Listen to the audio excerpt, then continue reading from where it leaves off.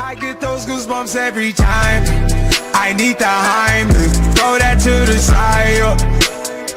I get those goosebumps every time, yeah. When you Greetings technicians, this is Admin Crow here, your coach of the Toronto Star Raptors, bringing you the battle for another week of the PCL, the Pokemon Champions League.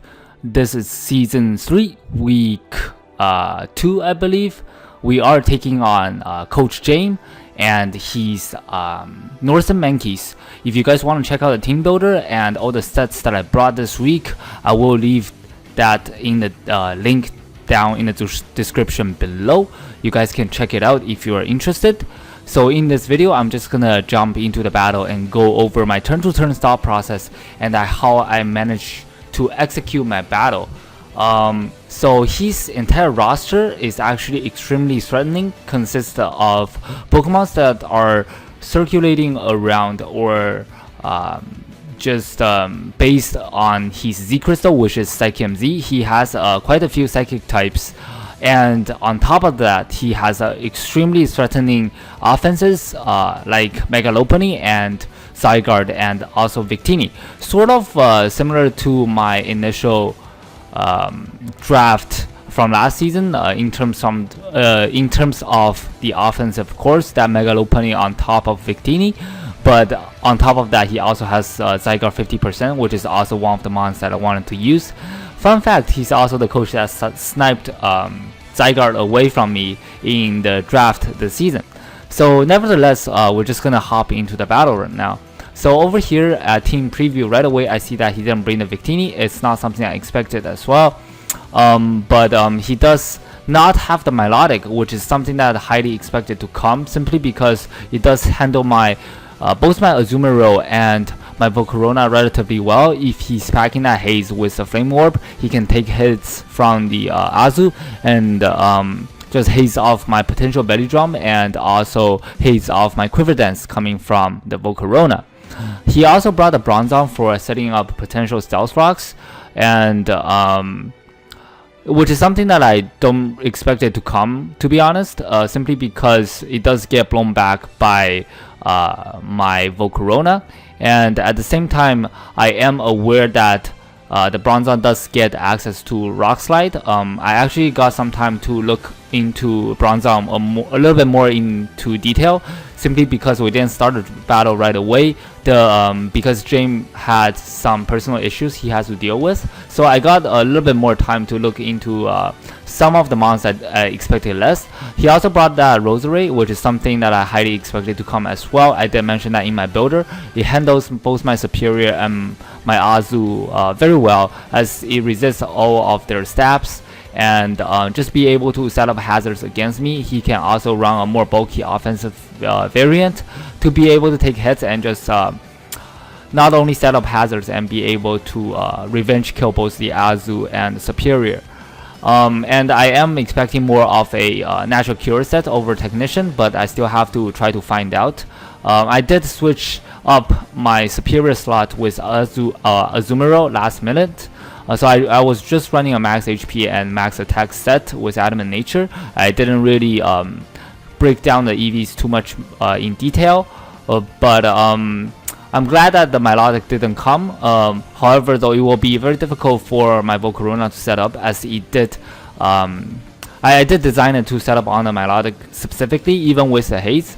And also another thing I want to mention quickly is that he actually brought a potential. He's only Rapid Spinner, which is he's Starmie, and also he's only Defogger, which is, I believe it's his only Defogger. Silvally, the Silvally is very well maybe either Fairy Dark or Fighting to be a Dark Resist, or else he doesn't really have a switch into my Mega Absol, simply because he's, again, a lot of his mons are Psychic type, and he doesn't really appreciate Dark or Ghost spam. The Dark resist prior to him bringing a Dark resisting Silvally is that Mega Lopunny. Obviously, he doesn't want to take a knockoff, even a knockoff from Mega Absol, or just any type of attacks. Just basically, he's not going to be want to offensively switching into my Absol's attack anyways. So that's why I expected him to bring a Sovali of some sort to potential for defog and hazard control, and at the same time to be able to have a knockoff switch in. So even though that's something that I didn't see in my mocks, but definitely that Sovali, it's a mon that I considered. So yeah, let's just hop into the battle without any delay. I already talked enough about just a team preview. So over here, I believe I do lead with my clef key turn 1. I'm not exactly. Yes, I do lead with my clef key. As he leads with the Sovali, he does reveal that the Sovali is Sovali Fairy, which is the best Sovali that he can bring to whatchamacallit, to this battle, I guess, because it not only resists dark type attacks, it also doesn't get it's not going to take increased damage from the knockoffs coming off the Absol or potential Azu, and at the same time it also resists the bug stab coming from Volcarona. He doesn't know that my Volcarona can't actually touch the Sovali very well, as I am actually not packing fire coverage this week. So over here, I'm just going to go for a layer of spikes as he actually Thunder Waves me. That's actually very good info, simply because I was trying to scout out for the Flamethrower. If he does bring a Sovali, it really suffers from the move saw syndrome. He wants both Flamethrower and Ice Beam for my Clef Key and Gligar respectively, but that will mean that he won't have enough coverage for Volcarona. It will just become setup fodder. Obviously, the other two moves will most likely be Parting Shot for momentum and Defog for hazard control, or something along the lines. So that means he probably only have 2 offensive moves, and with T-Wave being one of them, that means he will have even lesser coverage for my other members. So over here, I'm just gonna go for another Reflect on the same turn. I do very am aware that he might go for a Defog, try to get rid of my spikes, and I did set up the screen just in case he didn't pack the defog or decide to Parting Shot out that turn. I will be able to have a Reflect up. So on a certain here, I actually try to go for another Reflect because it is winning battle, as he bust out 2 multi-attacks as I try to go for 2 Reflects back to back. I got fully polarized, and finally I got a Reflect off on the 3rd turn as he Parting Shot out. So this is actually perfect, as I am a light clay variant, I believe. So I'm just gonna hard swap out into a Zygarde and hoping that he's not substitute, as he is substitute. So this is actually extremely scary right here, simply because my Gligar has no moves that can touch this Zygarde or break the sub. So over here, I actually ran into this situation in my mock. So the way I played around it was to be able to set up a Tailwind first in case he goes for a Dragon Dance, knowing that I can take any hit from his Zygarde if he's at +1. Not to mention that the fact that I'm also behind the screen. So my Gligar is super safe. It's just that I can't do anything in return. So on the following turn, on the same turn, he does go for a Coil. So that's actually a little bit better for me, simply because he doesn't have that speed boost anyway. So the Tailwind is somewhat wasted. I'm actually gonna go for a fast U-turn because the fact that I have a tailwind up as he goes for a second Coil. Thankfully, I do have this Azumarill here with Ice Punch. Because I am behind Reflect, it will neutralize his attack boost from the Coil. So because the fact that I am a light clay screens, I'm more comfortable going for a Ice Punch right here, knowing that I'm not gonna be taking too much damage from this Zygarde because the fact that I am behind a Reflect. So I'll be able to break the sub with an Ice Punch, as he busts out a 1000 arrow that only did 40% because I'm behind the sub. So I can't really afford to let him set up any further. I'm just gonna go for another Ice Punch, as he made the obvious switch of going into a Bronzong. Knowing that he's probably gonna set up his rocks right here, I went back into my Clef Key and just be able to set up my spikes, because I actually don't have any sort of a hazard control on my team. I try to let him get rid of the hazards for me. That's why I try to go for 1 layer of spike right there. And on the following turn, I'm going to set up my Reflect once again, as he Parting Shot again out with his Sovali. He sent it in the same turn that I send in the clef key, because I guess the Bronzong couldn't do too much back to my clef key, and it's a good thing that he switched out, because I don't actually have anything on my keys to touch the Silvally at this point. And as he parting shot into Starmie, I got fully paralyzed as I was trying to go for a I believe it was a light screen. So this actually mattered quite a bit, simply because I'll be sitting at 50% if I get up the light screen safely, and I will be able to scout out whether if this Starmie is scarfed or not to check my Nihilego.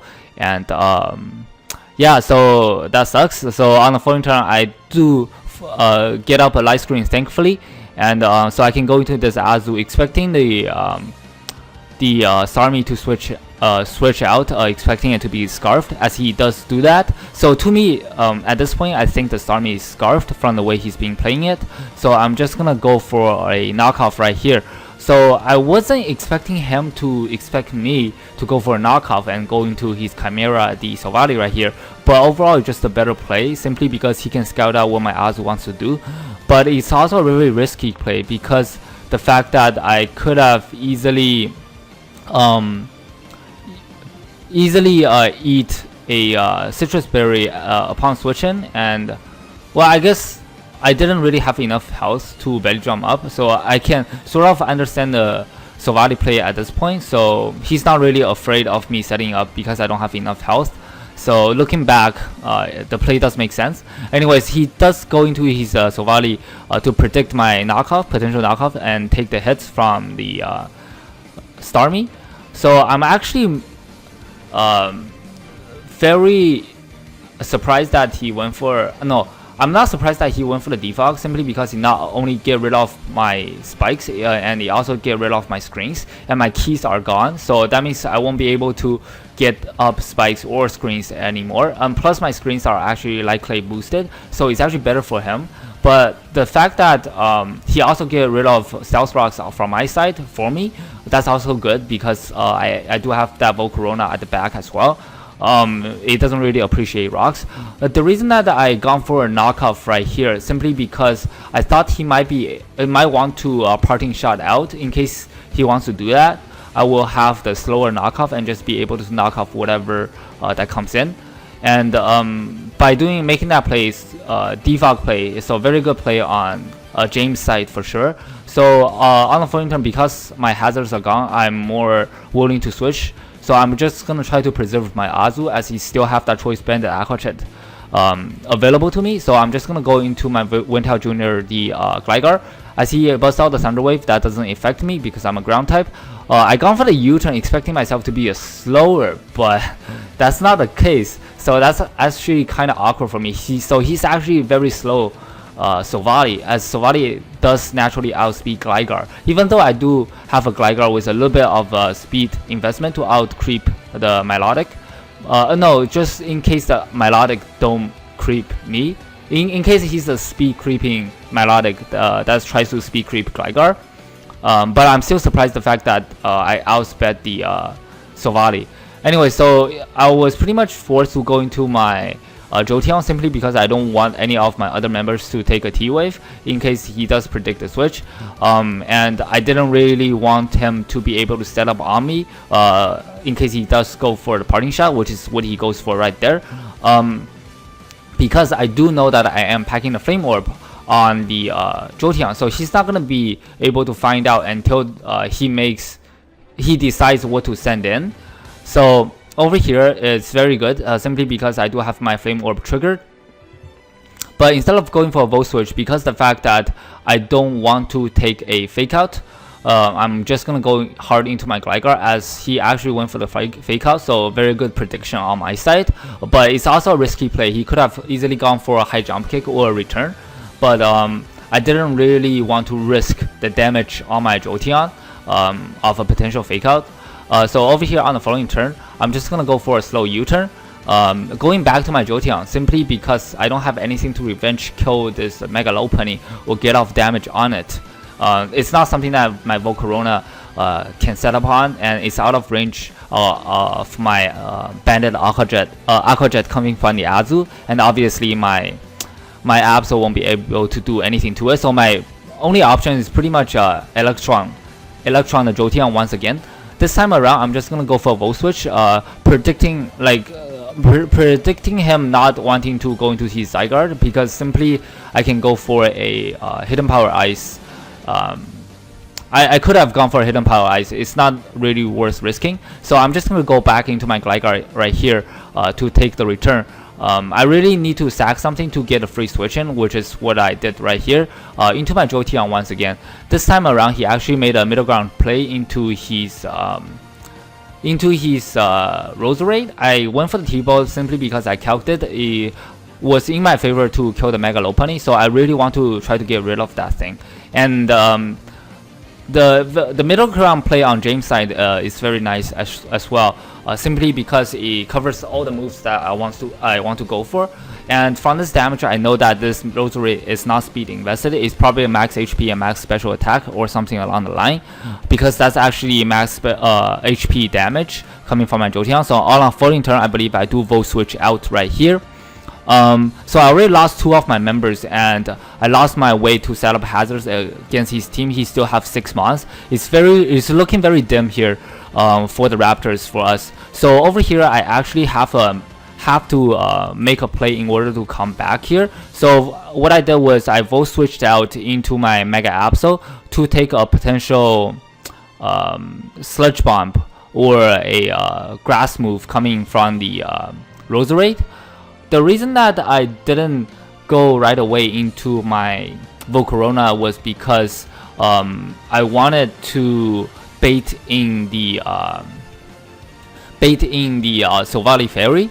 The only way to do that is by going to my Mega Absol, simply because it does a tremendous amount of damage to anything on his roster. I will be able to revenge kill this, not revenge kill, just be able to outspeed this Roserade and be able to knock it out with a knockoff. So that's why I gone into my Absol right here. He busts out the Hidden Power Fire, I assuming to be Hidden Power Fire or Hidden Power Ground, because it covers the Jolteon and the keys. So that's what I'm guessing right here. As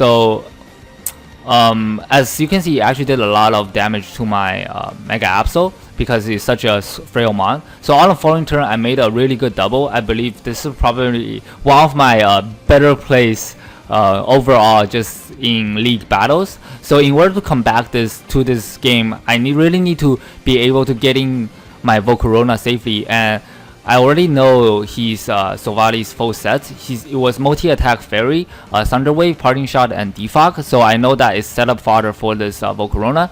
So I was playing very risky here. He could have very well stayed in and just gone for a Sludge Bomb or something, be able to sack his Roserade. And because this is a league battle, I figured he might want to save differential.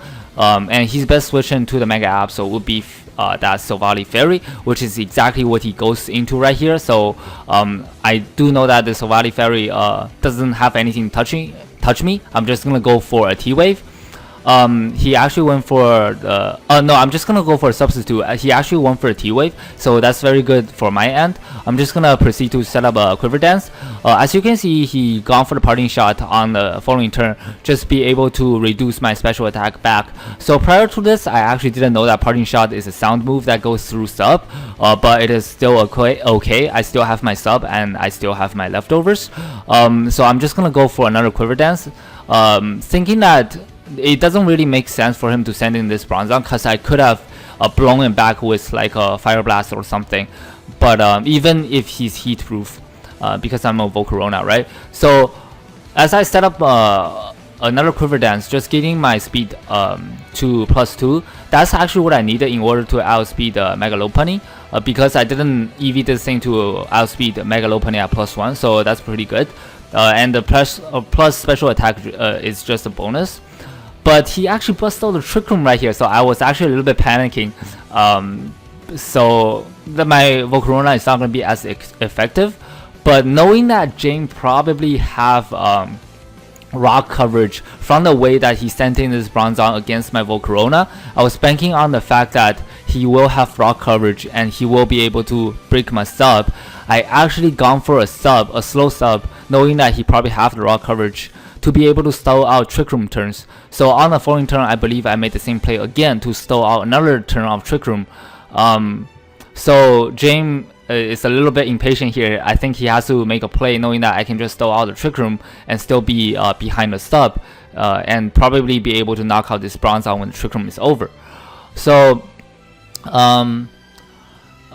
so I believe on the following turn he does make a switch into his Zygarde, which is a pretty good play considering that knowing me, I'll probably go for another sub, which is what I do go for right here. It'll fail because I already have a sub up. He actually set up a sub of his own using this last turn of Trick Room. So I was like, oh, that's perfect for me because I'm just gonna fire off a Bug Buzz, knowing that that's probably a 2-hit KO now that I am at +1. So I guess you can consider that a choke from Jayme's side. Not I guess forgetting that Bug Buzz actually goes through sub at this point. And I believe it was my first time showing that I have Bug Buzz as well. Prior to this, I don't think I got off an attack. I was just trying to set up with my Volcarona. And on the following turn, he does go for Extreme Speed to break my sub at least. Just be able to prevent my Volcarona to sit behind the sub. So he does go, and I do knock out the Zygarde 50% with another Bug Buzz going through the sub. So over here, I'm just gonna go for a Bug Buzz, knowing that there's a chance of me 2-hit KOing it, depending on his spread. Unless he's close to max special defense, I will be able to do so with my investment. And knowing that I also live a Rock Slide, which I do live on 18%, or I guess 12% right here. I'm just gonna go for another Bug Buzz to stack my Volcarona because I don't want to switch it out and have him set up rocks and so my Volcarona won't be able to do anything. And I also don't want him to set up a Trick Room right here. So his better play right here is actually to go for Trick Room. As you can see, he does go for Rock Slide and miss. That's actually a huge miss on my on his end. So it's really good for me, but I got that para, 3-turn para or 3-turn para, I think, off my Clef Key. So I guess it sort of make it even, but I will be able to proceed to knock out that Bronzong on the same turn. And because the fact that I can't really set up with my Volcarona again, I'm just gonna stay in and try to sack it. And also I do know a fact that for sure I live a fake out with my investment as well, and there's a chance that I get a burn. So that's why I stayed in to take the fake out. As you can see, I actually do get a burn. That's actually huge. It's actually a game changer, simply because now that the Mega Lopunny is burned, he's not gonna be able to he might not even kill me because I do have Giga Drain actually as my last move.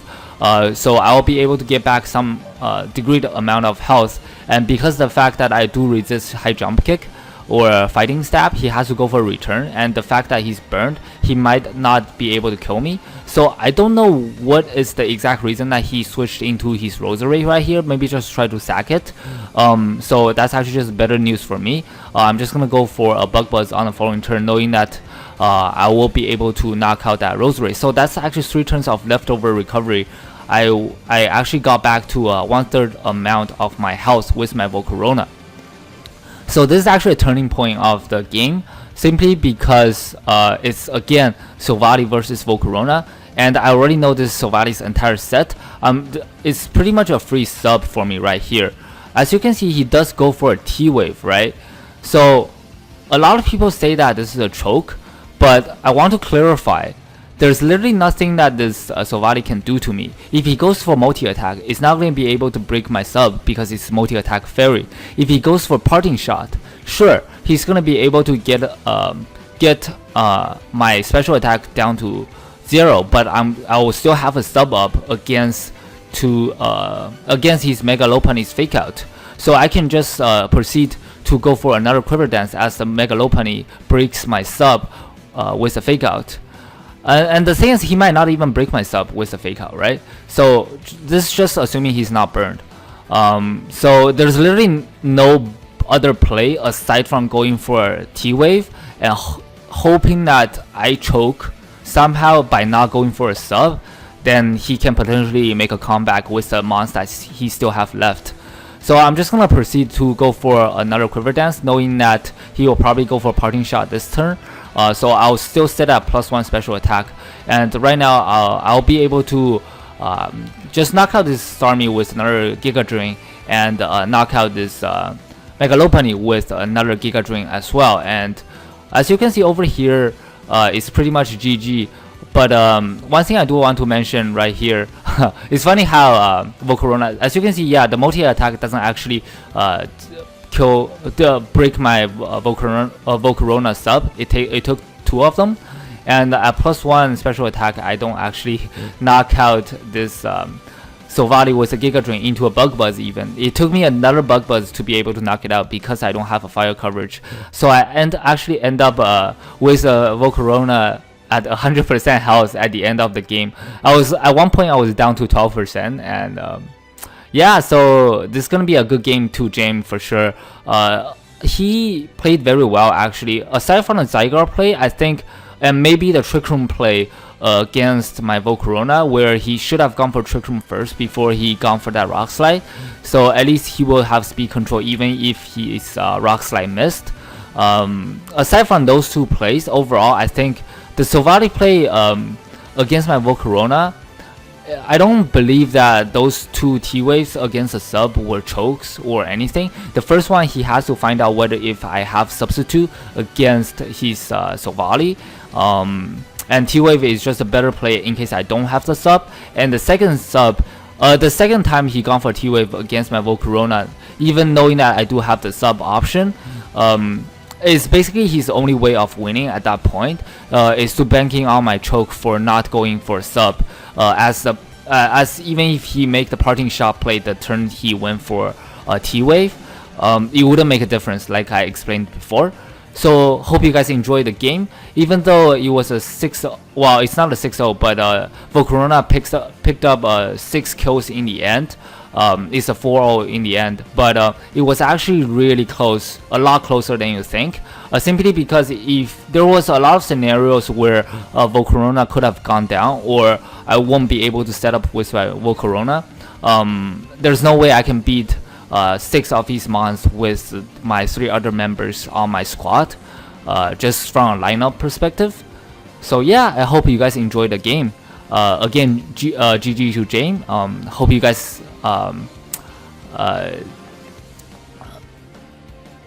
like the battle again. So yeah, this is gonna be Admin Crow here signing off. See you guys in the next one. Goodbye, technicians.